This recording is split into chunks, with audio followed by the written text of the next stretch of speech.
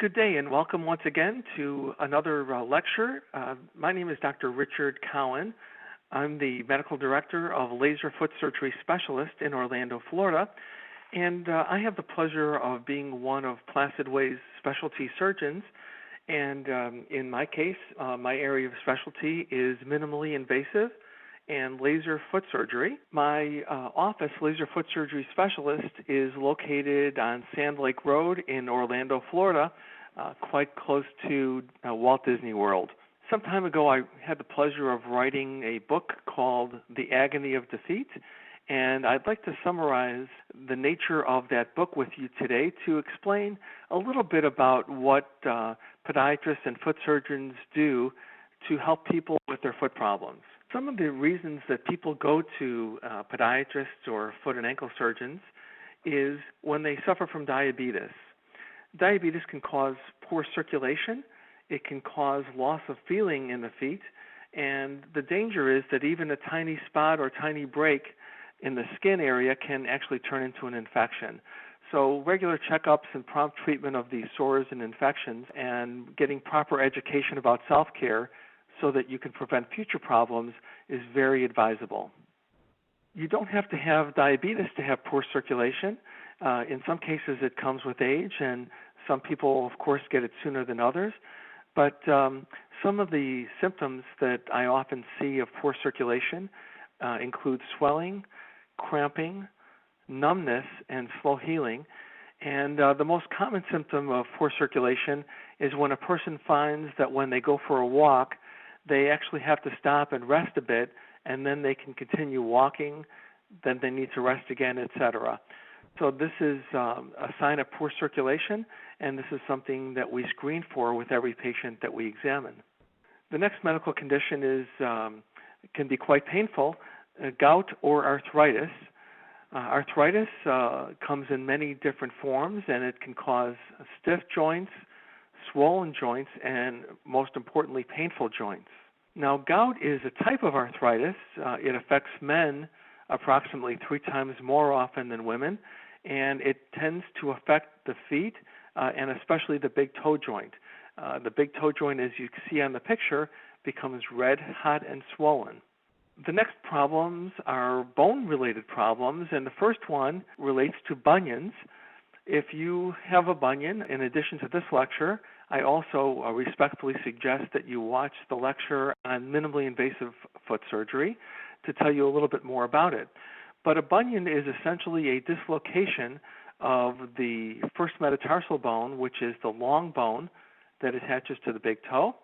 And the most common cause of bunions is heredity. Women develop bunions approximately 3 times more often than men, and we have some wonderful procedures for correcting these bunions. The next problem, the one that you see on the screen now, are hammer toes. These are crooked toes, and the most common symptom of a hammer toe is when the patient develops corns or areas of hard skin on the tops of the toes. The toe joints tighten up because of too short of shoes, or most often, again, it's heredity. It's an inherited muscle imbalance. People with bunions are also very prone to develop hammer toes, especially on the second toes. You see on the screen now a picture of a heel spur. It's a painful area on the bottom of the foot, and there is a ligament that attaches to that spur, which is called the plantar fascia. So if you have ever heard of plantar fasciitis, this is an inflammation of the ligament on the bottom of the foot that attaches to the heel. If it remains untreated, the next symptom and problem that develops usually is what you see on the screen, a heel spur. And you can either get them on the bottom of the heel, where it's shown on this slide, or in the back of the heel. And we do have some excellent procedures to treat these as well. More than 25% of all the bones in the human body are located within the feet. There are actually 28 bones normally in each foot for a total of 56 bones. And of course, people tend to drop things on their feet. They have sports injuries, and that's why many of these bones can become fractured. Bone fractures may go undetected unless they cause some kind of pain and immobility, they can usually be diagnosed with a clinical examination and with an X-ray. The next problem goes back to the arthritis that we spoke about, and these are stiff joints. Especially in the big toe, these joints can become stiff and painful. And again, if you suffer from a stiff joint, I strongly advise you to watch the lecture on minimally invasive foot surgery to learn about some of the advancements in treating stiff joints.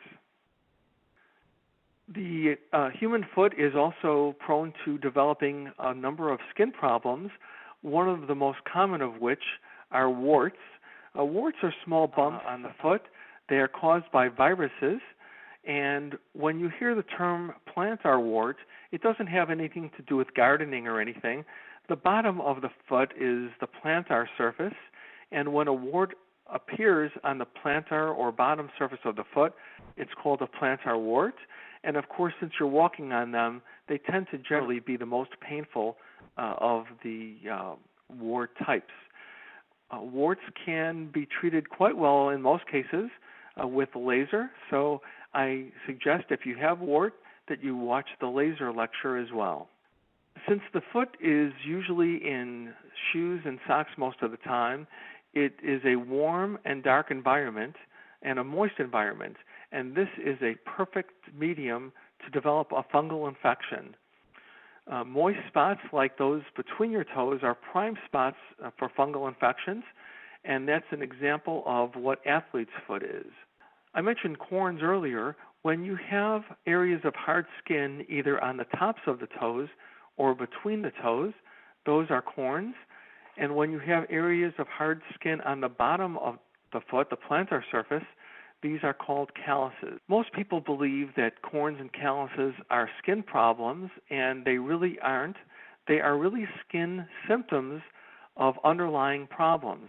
And in most cases, we can identify the underlying problem and treat it so that the corn or callus goes away and doesn't come back anymore. I mentioned cracks and sores earlier with people with diabetes, and of course, people without diabetes can develop cracks and sores and ulcers on their feet as well, and it's very, very important to treat these so that the infection doesn't spread and the condition does not worsen. Toenail problems are something that we see every single day in our practice. They come in two main forms. The first one is the one that you see on the screen now, is an ingrown toenail. When a nail grows into the skin, it causes pain and it often causes infection. What happens is the skin around the nail area actually doesn't recognize the nail as being part of itself. It considers it almost to be a foreign object, so the skin becomes inflamed and often becomes infected. There is a very, very simple way of correcting this problem permanently by numbing up the toe, by removing just the ingrown part of the nail, and by utilizing a laser and or a chemical to remove the excess nail root so that you still have a normal nail, but the ingrown toenail doesn't come back any longer. The other common toenail problems are thick nails, and nails can thicken as a result of fungal infection, which is the most common cause, or injury. Now, there have been some excellent advancements in the treatment of fungal toenails over just the past year or so, where we have a new laser that is actually able to cure most cases of nail fungus without the side effects of oral medication. So if you are a person that has thick nails as a result of fungus infections, please make sure that you take the time to watch my other lecture on laser foot surgery so that you can learn about the new advancements in laser treatment for this problem. Another common toenail problem is a black and blue toenail, and this almost always comes from an injury to a toe when the toe has bleeding underneath the toenail and as a result some swelling, and the nail looks black and blue. And this usually either comes from dropping something on the toe or from wearing shoes or socks that are too tight. There is an easy way that you can actually treat it yourself if your feet and you are in general good health. You can actually open up a small paper clip, heat the end, and touch the heated end of the paper clip right in the center part of the nail, and then soak your foot, and usually that blood will come right out through that little tiny opening. If you have any concerns about doing this, come and see me or a local podiatrist. Some of the soft tissue problems that affect the foot include tendonitis, which is what you see on the screen, is an inflammation of the Achilles tendon, which is one of the many tendons of the foot. But tendonitis is an inflammation of a tendon that comes from overuse of muscles and other soft tissues, and often leads to pain and swelling. The next soft tissue problem is one that I mentioned earlier when we looked at the heel spur, and that is called plantar fasciitis. Again, you're looking at the plantar fascia, that white band that is on the bottom of the foot and connects to the heel, and it can easily be strained by overuse or by overweight or by wrong shoes. When you twist your ankle, you can cause a partial or complete tear of the ligaments on the side of the ankle. The ligaments, unlike the tendons, are the structures that actually connect the bones one to another. Tendons actually connect muscles to bones, and again, ligaments connect the bones together. So if you twist your ankle, for instance, as shown on the picture, and you tear some of the fibers of that ligament, that is what an ankle sprain consists of. And prompt treatment for these can be very important in overcoming the injury quickly. When we talk about arch problems in the foot, of course, they come in two primary categories. The first one is flat feet, which is what you see on the screen. Flat feet or low arches can cause a number of other problems, including hammer toes, bunions, heel spurs, a generalized pain or tiredness in the foot, and foot and leg fatigue. The opposite of a flat foot is a high arch. We call a flat foot pes planus, P-L-A-N-U-S.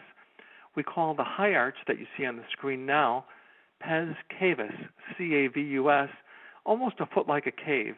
And a high arched foot can cause tired or aching feet. It's very prone to calluses and very prone as well to heel or arch pain.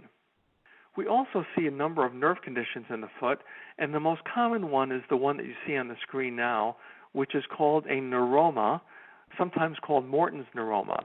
And this is a thickening of nerves, usually between toes, and approximately 80% of them occur right where you see it in the diagram, between the third and fourth toes. And these can cause foot pain, numbness, burning, tingling, etc. And we actually have a very excellent non-surgical way of curing most of these right now.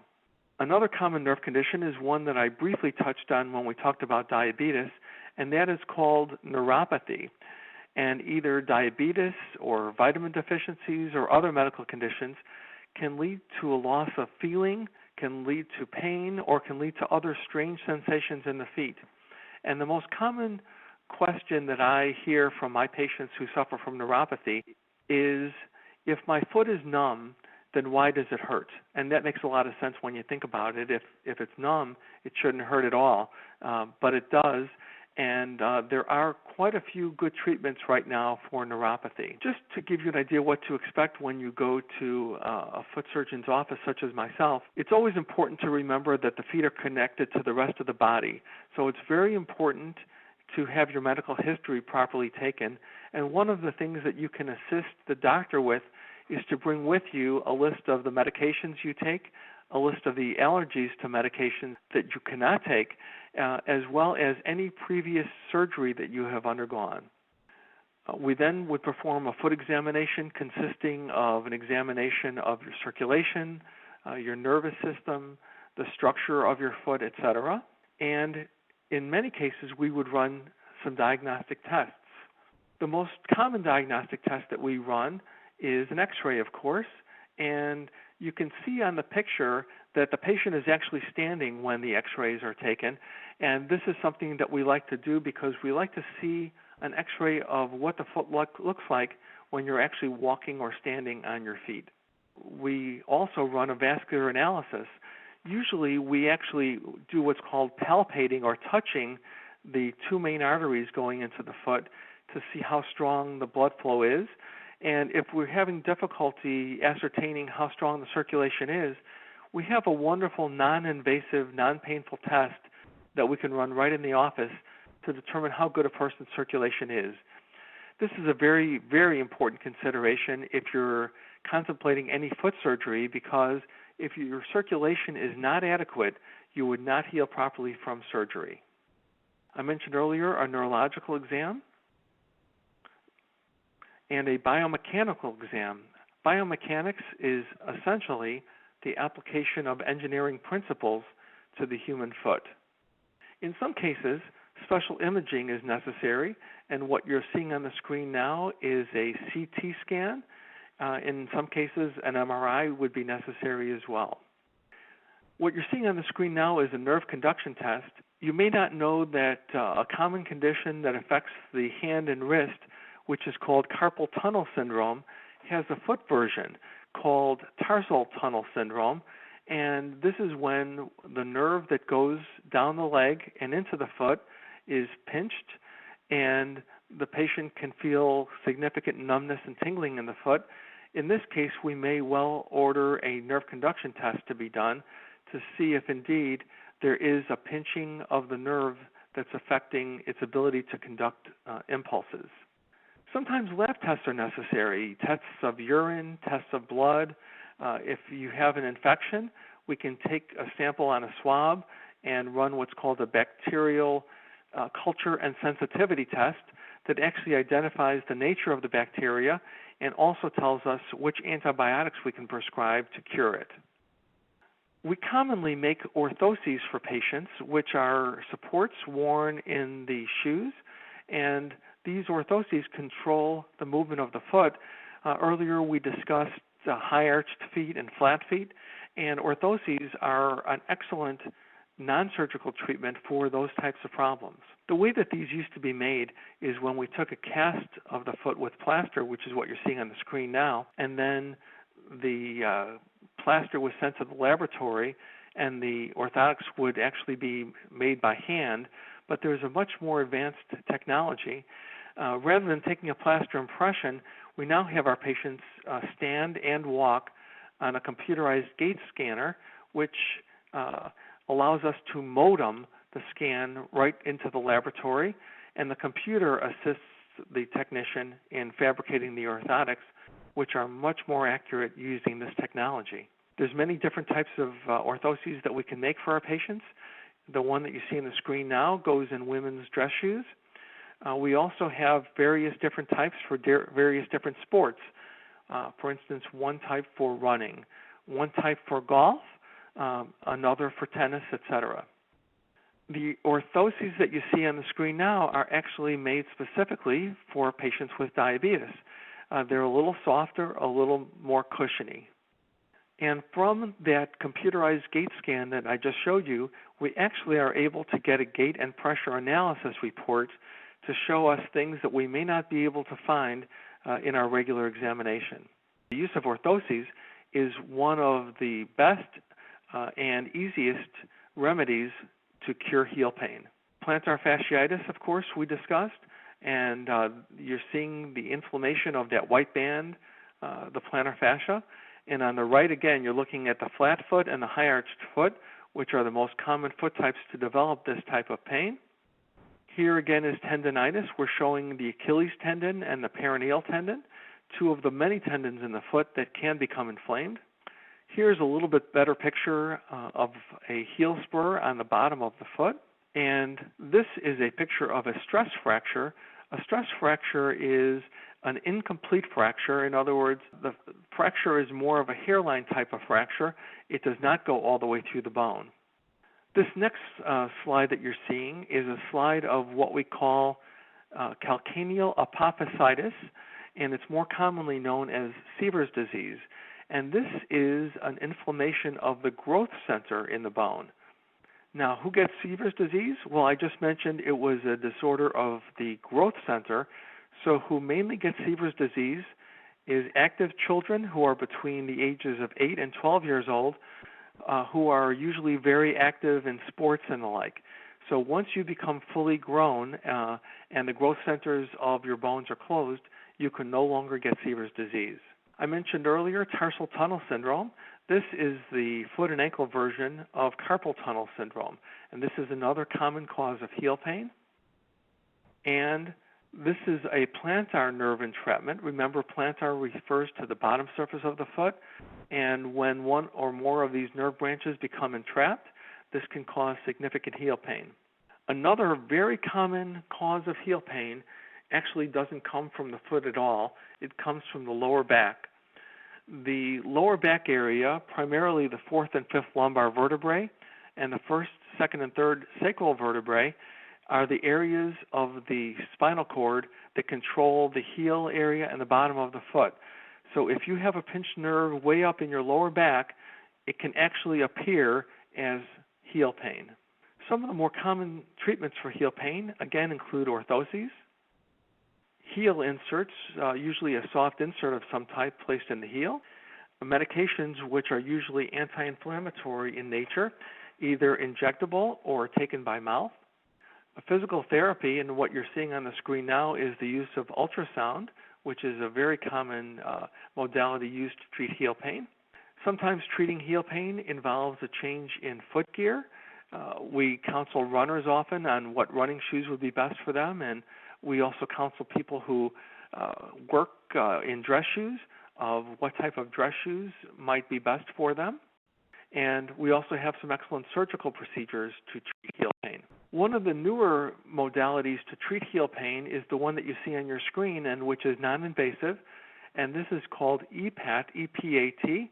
It stands for extracorporeal, which is outside of the body, pulse activation treatment.